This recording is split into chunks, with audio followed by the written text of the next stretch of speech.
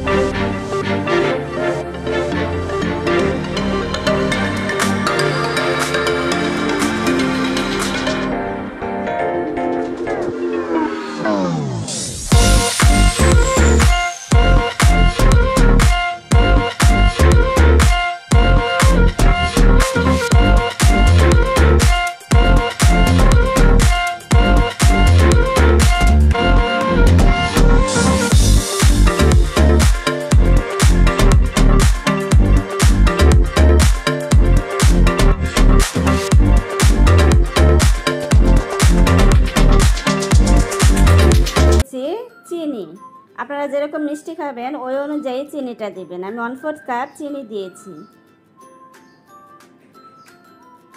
এখন দিয়ে দিচ্ছি পানি।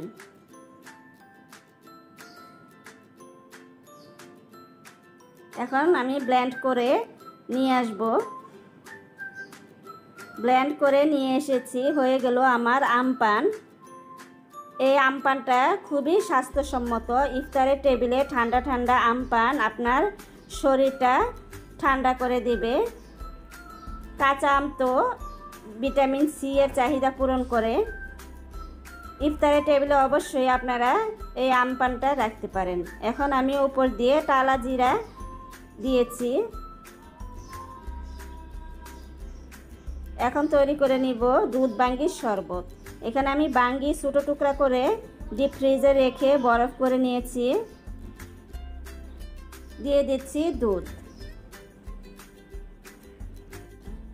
বাঙ্গি অনেকের কাছে বিষাদ একটি ফল, এক কথায় অবহেলিত একটি ফল। জানলেও অবাক হবেন, স্বাদে পানসে হলেও স্বাস্থ্যের জন্য বেশ উপকারী বাঙ্গি। তাই তো বাঙ্গি মিষ্টি কম, পুষ্টি বেশি। দিয়ে দিচ্ছি চিনি। এখন ব্লেন্ড করলে হয়ে যাবে দুধ বাঙ্গির শরবত।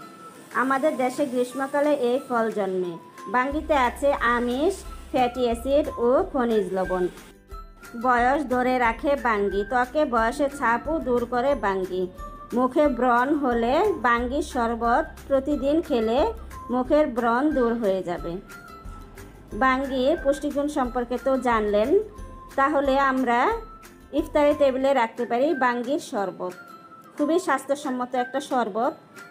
অবশ্যই আপনারা চেষ্টা করবেন বাঙ্গির শরবতটা খাওয়ার জন্য। তো হয়ে গেল আমার বাঙ্গির শরবত।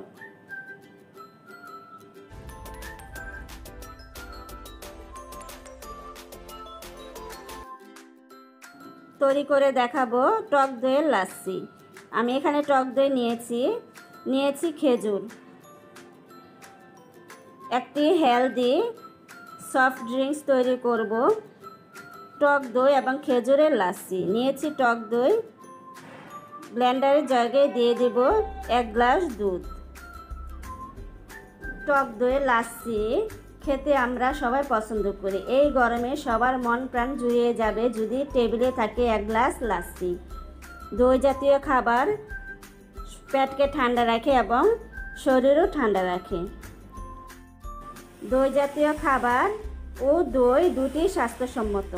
শরীর ঠান্ডা রাখে এবং পেটও ভালো রাখে। দিয়ে দিয়েছি টক দই, দিয়ে দিব খেজুর, দিয়ে দিব খেজুর,